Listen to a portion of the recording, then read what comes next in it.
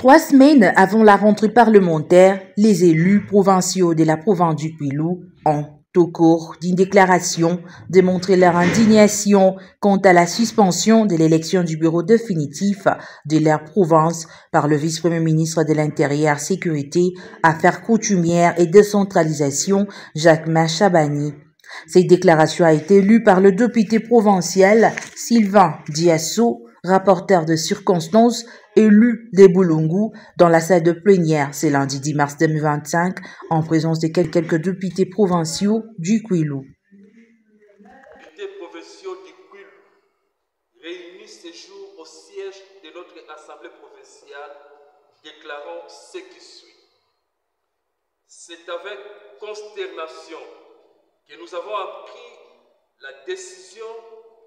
numéro 25/CAP/VPM/104/2025 du 7 mars 2025, prise par le vice-premier ministre et ministre de l'Intérieur, ordonnant la suspension de l'élection du bureau définitif de l'Assemblée provinciale du Kwilu. Faisons savoir à l'opinion que l'Assemblée provinciale du Kwilu est le seul organe délibérant de la République démocratique du Congo en souffrance parce qu'il a à sa tête un bureau provisoire inamovible depuis plus d'une année sans raison valable. La seule raison autrefois évoquée pour tenter de justifier cette situation d'accalmie que traverse la province était l'absence des élus de Massimanimba qui devraient se joindre à nous pour compléter les sièges de cet hémicycle fixé à 47. Rappelons que l'élection du bureau définitif d'une assemblée provinciale ne dépend nullement de la volonté ou caprice de la CENI, celle-ci étant une question d'organisation interne. Exigeons le respect du sacro principe de l'indépendance des pouvoirs reconnus au pouvoir législatif dont l'Assemblée provinciale du Kwilu fait partie. De ce qui précède,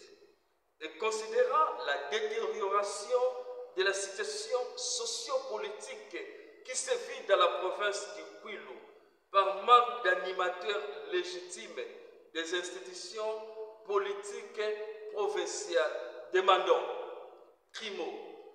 les retraits purs et simples par le vice-premier ministre et ministre de l'Intérieur de la décision sus-évoquée. Secondo, la publication sans délai par la CENI du calendrier des élections de sénateurs, gouverneurs et vice-gouverneurs qui en réalité ne coûtent pas grand-chose. Tertio et enfin, la prise en compte de la nécessité pour la province du Kwilu de voir ses élus sénateurs participer dès la session parlementaire de mars 2025 au Sénat, faite à Bandundu le 10 mars 2025, pour les députés provinciaux du Kwilu ici présents, honorable Diasso Mouyanga Sylvain, rapporteur des circonstances.